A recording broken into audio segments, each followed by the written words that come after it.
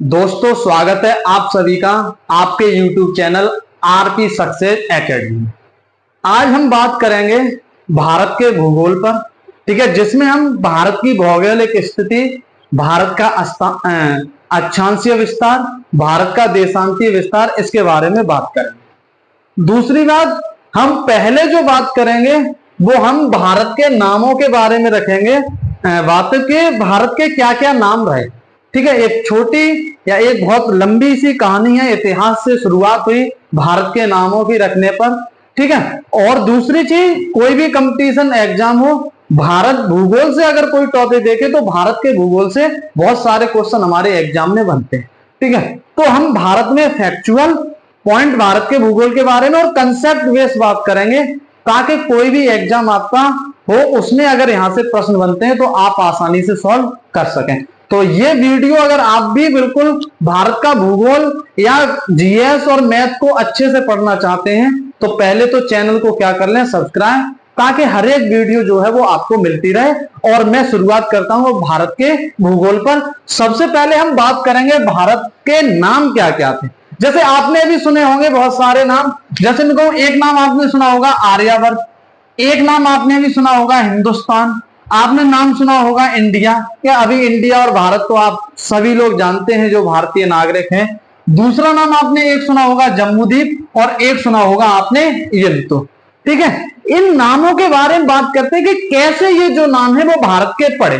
तो सबसे पहले मैं शुरुआत करता हूं कि इन नामों की शुरुआत कैसे हुई। तो सबसे पहले एक बात आप ध्यान रख लें, आर्यावर्त। वैसे तो हिस्ट्री में हम टॉपिक पढ़ेंगे जब वैदिक काल, तो वहां पर समझेंगे कि आर्य कैसे भारत में आए, क्या कंडीशन रही। लेकिन भारत का नाम आर्यावर्त या भारत को आर्यावर्त भी कहा जाता है, वो क्यों? क्योंकि सबसे पहले भारत में आकर कौन बसे? आर्य।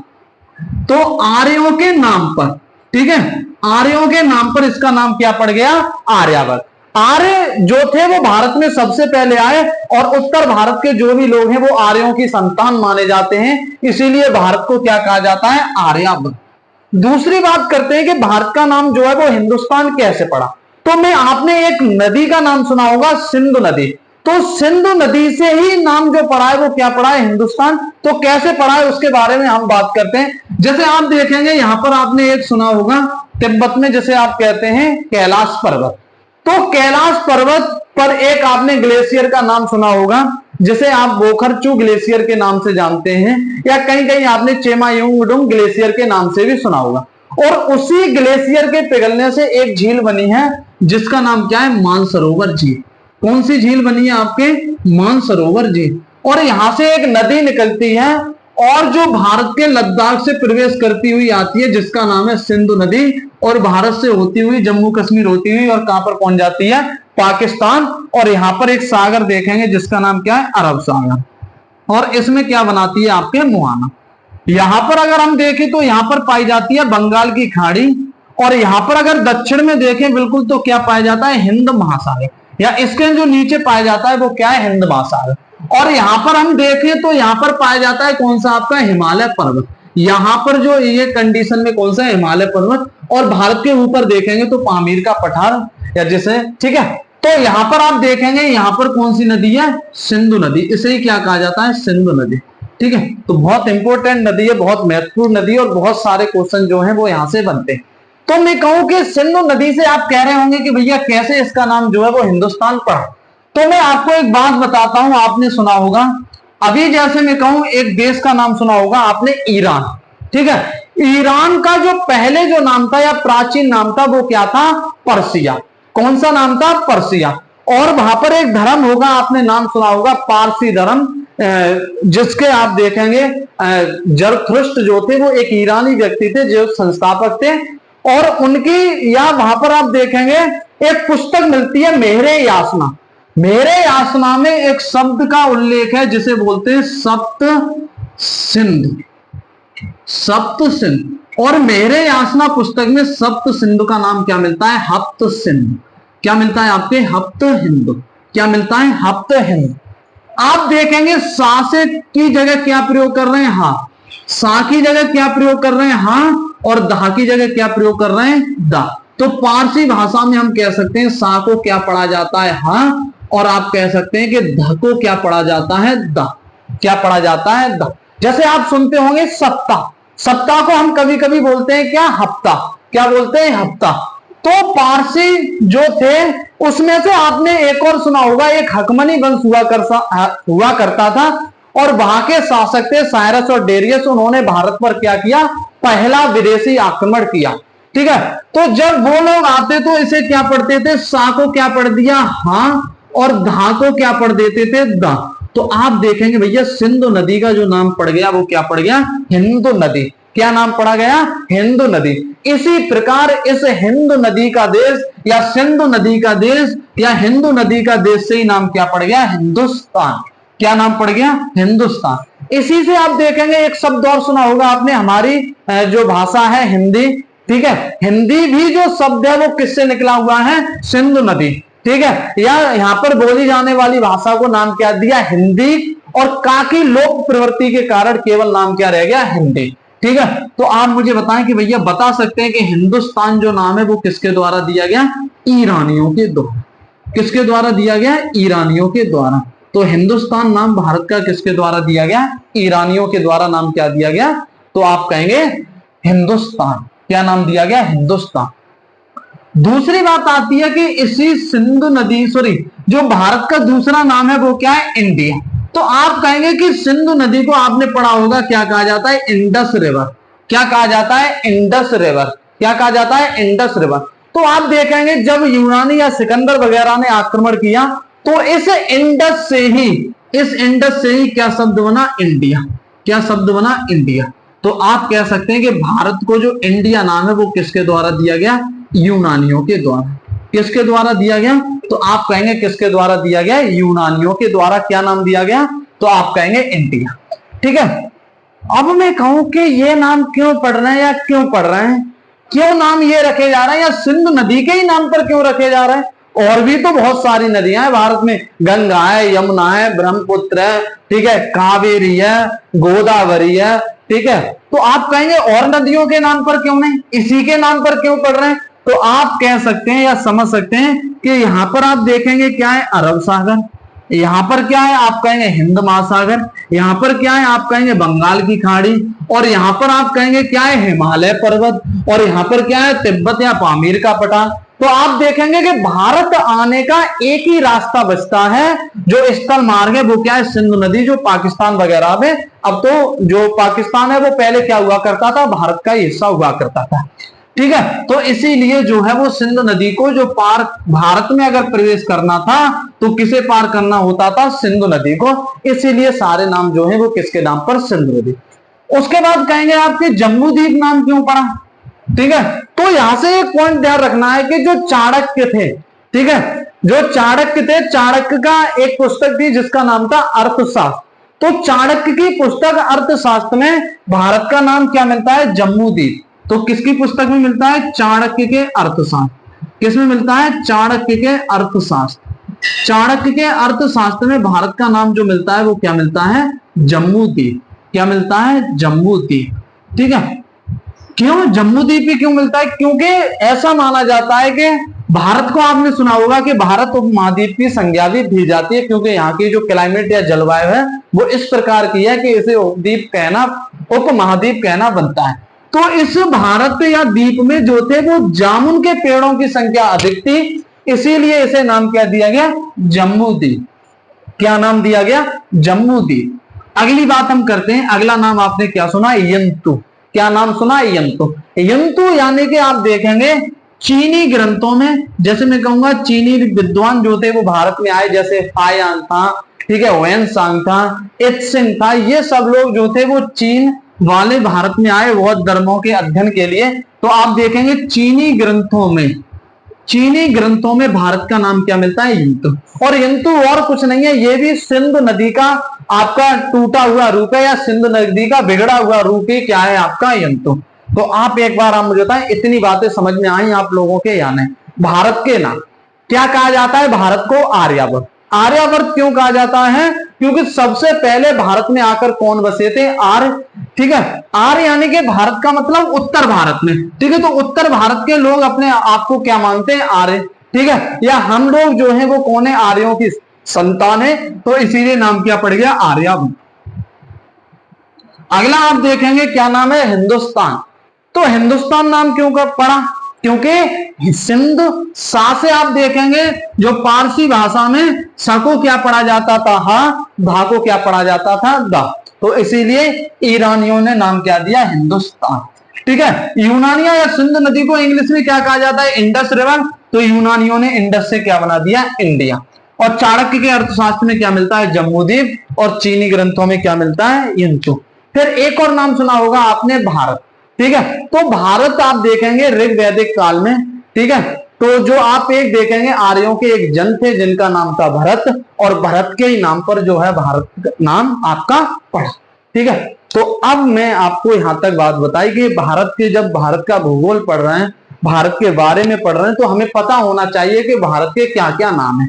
ठीक है, अब हम लोग जो बात करेंगे वो भारत की भौगोलिक स्थिति के बारे में बात करेंगे। ठीक है, तो पहले मैं इसे रफ करता हूं, फिर हम लोग आगे बढ़ते हैं।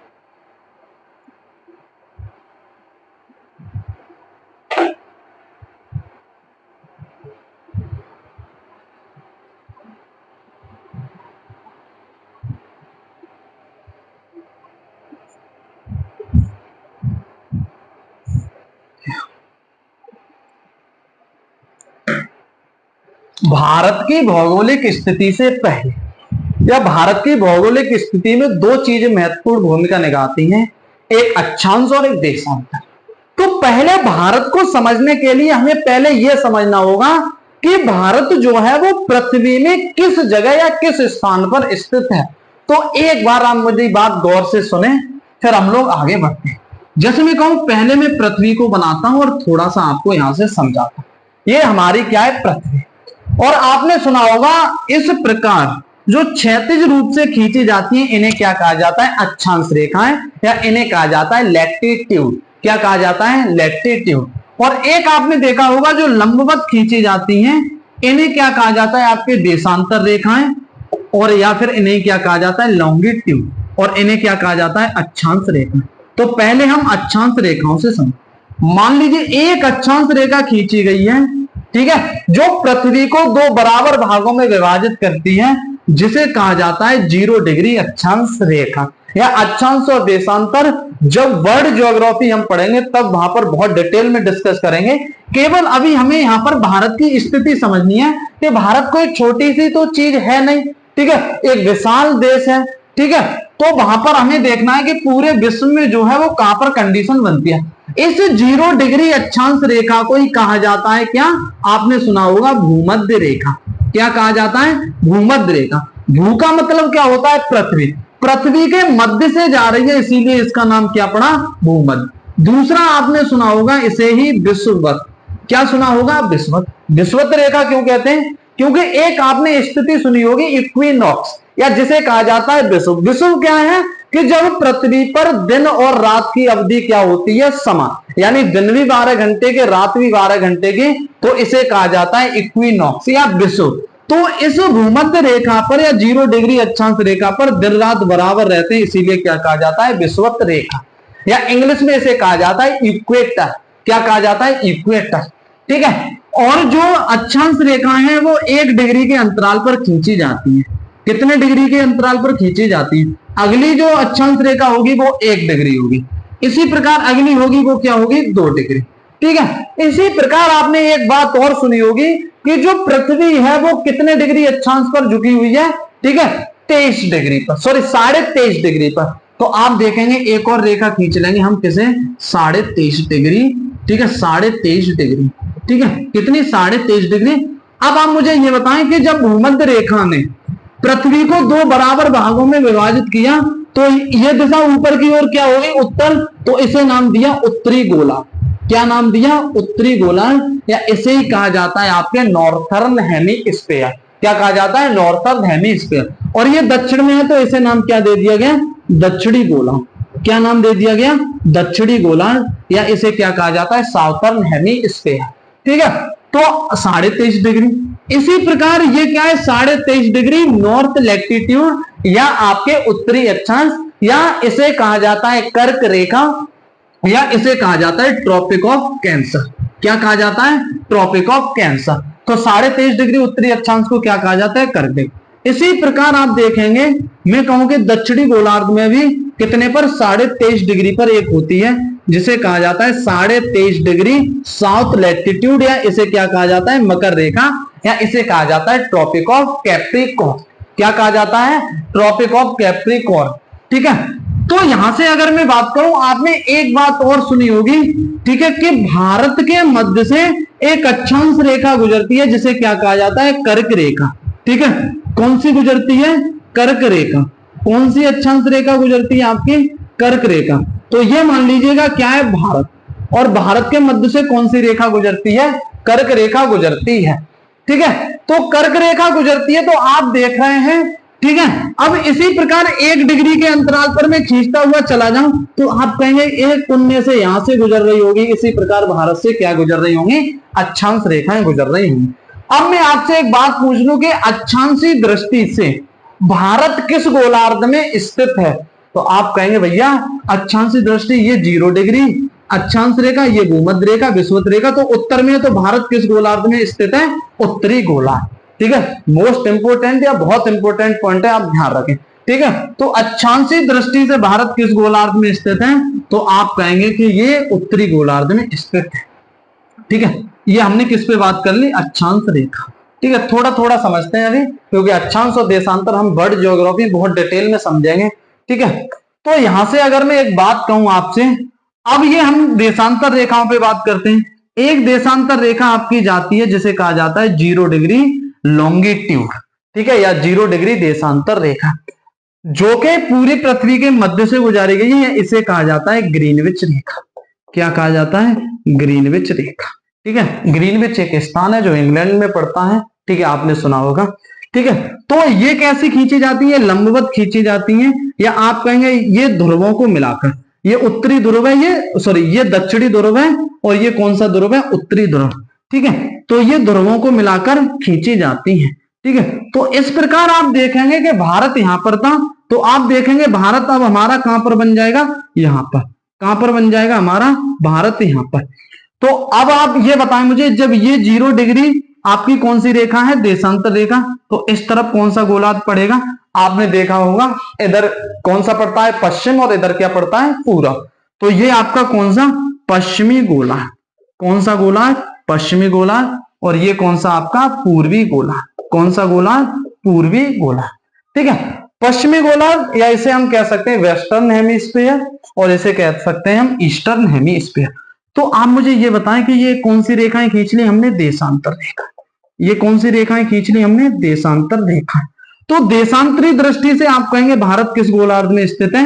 इधर पूरब पड़ रहा है, इस 0 डिग्री के इधर पूरब और इधर पश्चिम, तो किस गोलार्ध में स्थित है? पूर्वी गोलार्ध।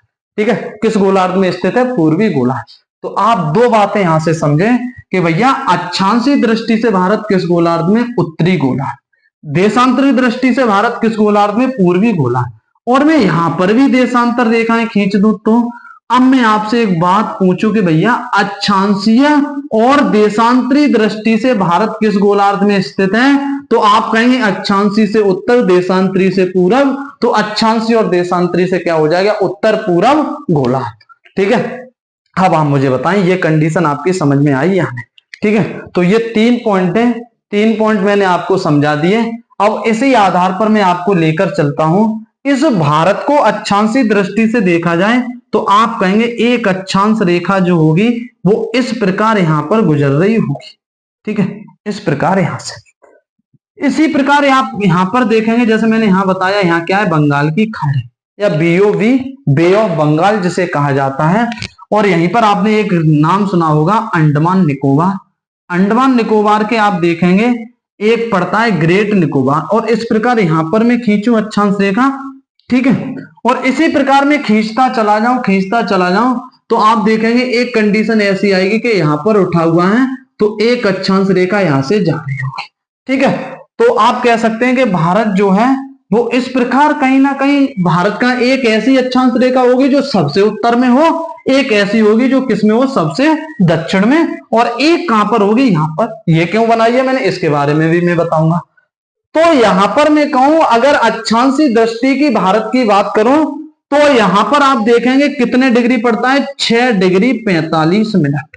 ठीक है, कितना, 6 डिग्री 45 मिनट। और कहां पर पड़ता है ये, ग्रेट निकोबार।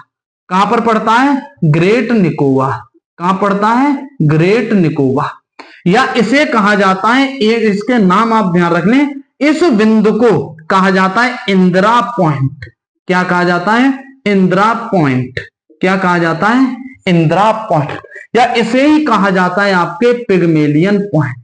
क्या कहा जाता है, पिगमेलियन पॉइंट।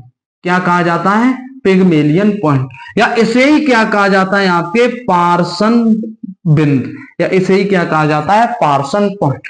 ठीक है, अब क्वेश्चन कैसे बनता है उसे समझते हैं। भारत का सबसे दक्षिणी बिंदु जिसे क्या कहा जाता है, इंदिरा पॉइंट, पिगमेलियन पॉइंट या पार्सन पॉइंट, कितने डिग्री अक्षांश पर, 6 डिग्री 45 मिनट। कितने डिग्री अक्षांश पर, 6 डिग्री 45 मिनट। दूसरी बात ध्यान देंगे कि 2004 में सुनामी के कारण ये क्या हो चुका है, जल में डूब चुका है। कौन सा, इंदिरा पॉइंट या पिगमेलियन पॉइंट या पार्सन पॉइंट। ठीक है, जो कितने डिग्री अक्षांश पर है, 6 डिग्री 45 मिनट। दूसरा आप देखेंगे तो यहां पर आएंगे, जैसे ही यहां आएंगे तो आप कहेंगे यहां पर कितने डिग्री अक्षांश, 8 डिग्री 4 मिनट। ये आप 4 मिनट बार बार सुनना है, वो क्या है। ठीक है, तो आप ध्यान देंगे कि 60 मिनट बराबर ही क्या होता है, 1 डिग्री। ठीक है, क्या होता है, 1 डिग्री। तो 8 डिग्री 4 मिनट ये कहां पर पड़ता है, तो आप कहेंगे केप कमोरिन। कहां पड़ता है आपका, केप कमोरिन।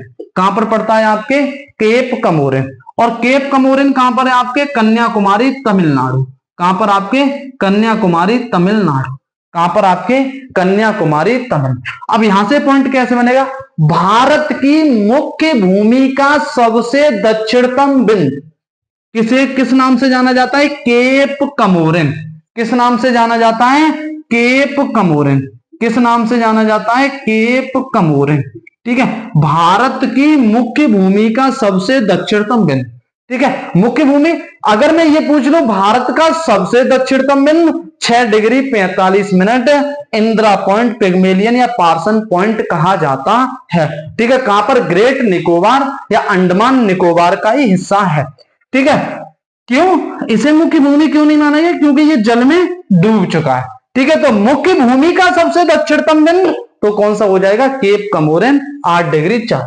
इसी प्रकार अगर मैं पूछ लूं भारत का सबसे उत्तरतम बिंदु कितने डिग्री अक्षांश पर, तो आप कहेंगे भैया 37 डिग्री 6 मिनट।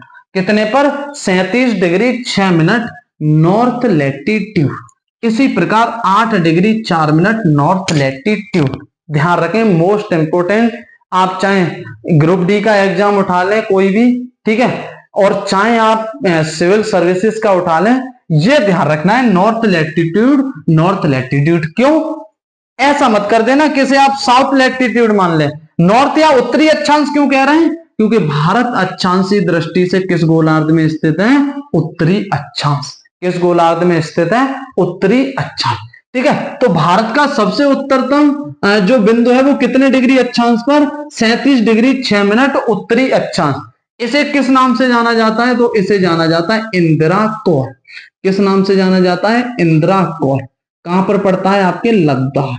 कहां पर आपके, लद्दाख। ठीक है, किताबों में आपको जम्मू कश्मीर मिल सकता है, क्यों, क्योंकि 31 अक्टूबर 2019 को आप देखेंगे जम्मू कश्मीर से विशेष राज्य का दर्जा हटाकर 2 यूटी बना दिए या 2 केंद्र शासित प्रदेश बना दिए, जम्मू कश्मीर और लद्दाख। ठीक है, तो आप मुझे बताएं कि सबसे दक्षिणतम बिंदु 6 डिग्री 45 मिनट, मुख्य भूमि का सबसे दक्षिणतम बिंदु cap Comorin 8 degree 4 minute Kanyakumari Tamil Nadu.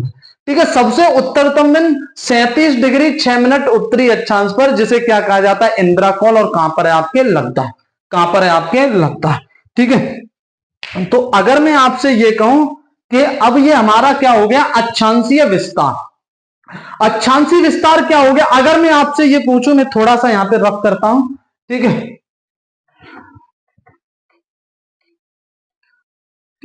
यहां पर मैं रफ करता हूं। अगर मैं यहां पर पूछ लूं आपका अक्षांशीय विस्तार, भारत का अक्षांशीय विस्तार, और ध्यान रखना है बहुत इंपॉर्टेंट पॉइंट है, अक्षांशीय विस्तार, तो आप कहेंगे 8 डिग्री 4 मिनट नॉर्थ लैटिट्यूड या उत्तरी अक्षांश से। नॉर्थ एनएल क्यों लिख रहा हूं यहां पर, क्योंकि एग्जाम में एनएल या एसएल करके आपको लिखा मिलेगा।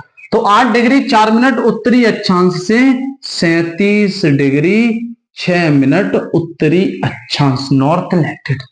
8 डिग्री 4 मिनट क्या है, भारत की मुख्य भूमि का सबसे दक्षिणतम बिंदु। भारत की मुख्य भूमि का दक्षिणतम बिंदु, दक्षिणतम बिंदु, दक्षिणतम बिंदु, दक्षिणतम बिंदु, ठीक है। और 37 डिग्री 6 मिनट क्या है, भारत का उत्तरतम बिंदु। कौन सा है, भारत का उत्तरतम बिंदु। क्या है ये, भारत का उत्तरतम बिंदु। एक बार आप मुझे बताएं, समझ में आई बात आप लोगों के यहाँ? इस उत्तरतम बिंदु को इंदिरा कॉल कितने पर, 37 डिग्री 6 मिनट।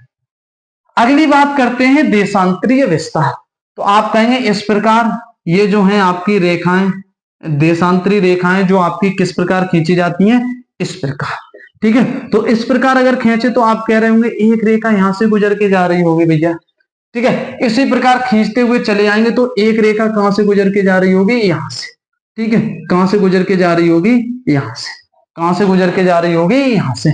तो आपसे अगर मैं ये पूछूं भारत का, ठीक है, इसे कहा जाता है सबसे पश्चिमी बिंदु, क्योंकि ये पश्चिम में पड़ रहा है भारत का हिस्सा, पश्चिम पूर्व। इसे कहा जाता है भारत का सबसे पूर्वी बिंदु, ठीक है। ये कितने डिग्री, अब ये क्षैतिज नहीं है, ये कैसा है आपका, लंबवत है। तो ये कैसे आपका आ जाएगा, तो आप कहेंगे ये कितना होता है, 68 डिग्री 7 मिनट। क्या होता है, 68 डिग्री 7 मिनट। अब भारत पूर्वी गोलार्ध में स्थित है, तो पूर्व को क्या कहते हैं, ईस्टर्न या ईस्ट, ठीक है। और देशांतर को क्या कहते हैं, लॉन्गिट्यूड। क्या कहते हैं, लॉन्गिट्यूड, ठीक है। यहां ऐसा मत करना ये पश्चिम है तो यहां पर आप डब्ल्यू ले लें या पश्चिमी देशांतर ले लें, नहीं। क्यों, क्योंकि भैया देशांतरी दृष्टि से जो भारत है वो किस गोलार्ध में स्थित है, पूर्वी गोलार्ध। किस गोलार्ध में स्थित है, पूर्वी गोलार्ध। तो इसी प्रकार आप जाएंगे 68 डिग्री खींचते जाएंगे तो एक बिंदु यहां पर पड़ रहा होगा जिसे कहा जाता है 97 डिग्री 25 मिनट। 97 डिग्री 25 मिनट, या जिसे हम लोग किस नाम से जानते हैं, इसे भी 97 डिग्री 25 मिनट पूर्वी देशांतर या ईस्ट लॉन्गिट्यूड, ठीक है। और इसे क्या कहा जाता है, किवथु। क्या कहा जाता है, किवथु। अब दो बातें आप मुझे बताएं, ठीक है। इसे कहा जाता है गौर माता। इसे क्या कहा जाता है, गौर माता, ठीक है। अब आप मुझे बताएं, मैंने यहां पर राज्यों के नाम नहीं लिखे, यहां पर मैंने आपको बता दिया ये 8 डिग्री 4 मिनट तमिलनाडु।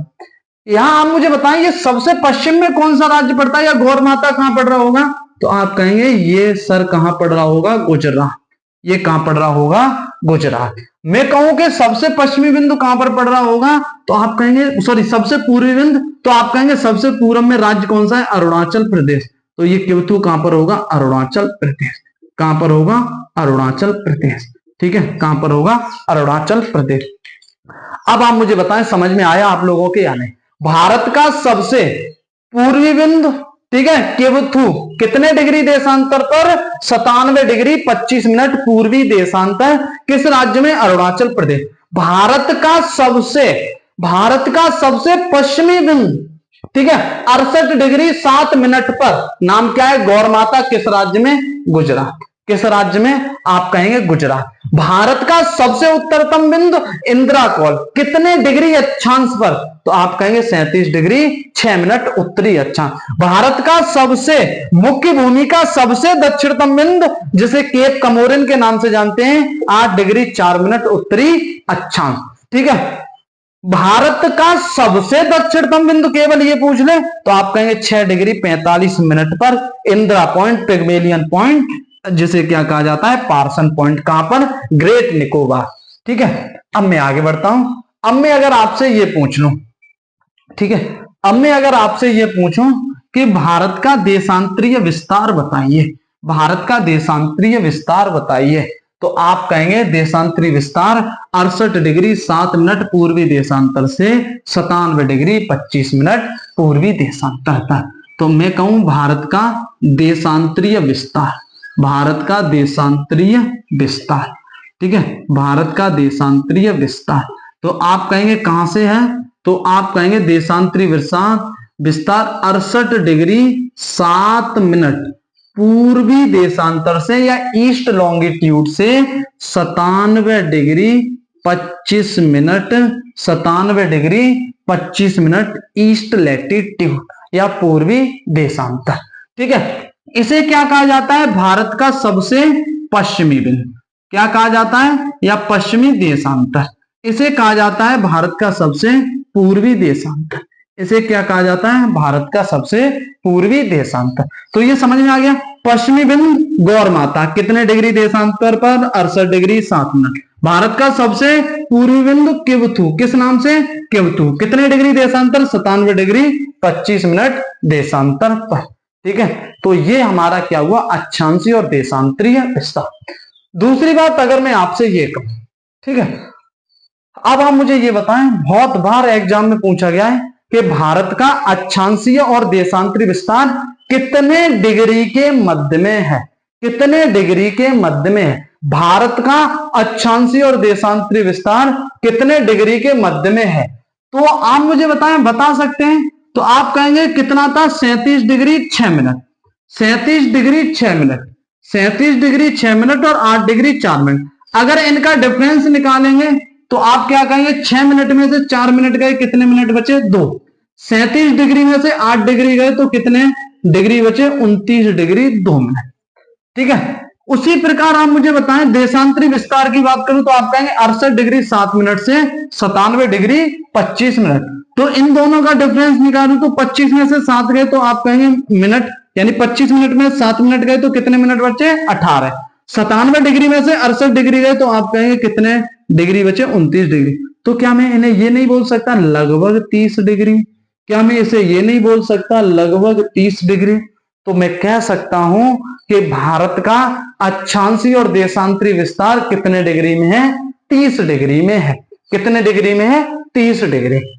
दूसरी बात हम समझते हैं, अगर मैं ये कहूं, अगर यहां से भारत के सबसे उत्तरतम और मुख्य भूमि के सबसे दक्षिणतम बिंदु, इन दोनों के बीच की दूरी की बात करूं, भारत के सबसे उत्तरतम, भारत के सबसे दक्षिणतम बिंदु के मध्य की दूरी, तो आप कहेंगे सबसे उत्तरतम और सबसे दक्षिणतम बिंदु के मध्य की दूरी है 3214 किलोमीटर। कैसे निकाली भैया, 1 डिग्री देशांतर या 1 डिग्री अक्षांश बराबर होता है 111 किलोमीटर। तो आप जब इसमें गुणा करेंगे तो 3214 के समथिंग पाएंगे। ठीक है, क्यों, क्योंकि कहीं पर दूरी कम होती है, कहीं पर ज्यादा होती है, भूमध्य रेखा पर अधिक, ध्रुवों की ओर जाने पर कम होती जाती है। तो इसीलिए वैसे अगर एग्जिट गुणा करेंगे 29 डिग्री 2 मिनट में, ठीक है, 29 डिग्री 2 मिनट में आगे एग्जिट गुणा करेंगे तो लगभग आप पाएंगे 3222। लेकिन कहां पर, भूमध्य रेखा पर अधिक होती है और ध्रुवों की ओर जैसे बढ़ते जाते हैं कम होती जाती है, इसीलिए फिक्स जो है वो कितनी है, 3214। ठीक है, तो भारत के सबसे उत्तरतम और दक्षिणतम बिंदु के मध्य की दूरी कितनी है, 3214 किलोमीटर। ठीक है, अगर मैं आपसे ये पूछूं कि भारत के सबसे पश्चिमी बिंदु और सबसे पूर्वी बिंदु, भारत के सबसे पश्चिमी बिंदु और भारत के सबसे पूर्वी बिंदु के बीच की दूरी कितनी है, तो आप यहां पर पाएंगे कि यहां पर होती है 2933 किलोमीटर। कितनी, 2933 किलोमीटर या 2933 किलोमीटर। भारत के उत्तरतम और दक्षिणतम बिंदु के मध्य की दूरी 3214 किलोमीटर। भारत के सबसे पश्चिमी और पूर्वी बिंदु के मध्य की दूरी कितनी है, 2933 या 2933 किलोमीटर।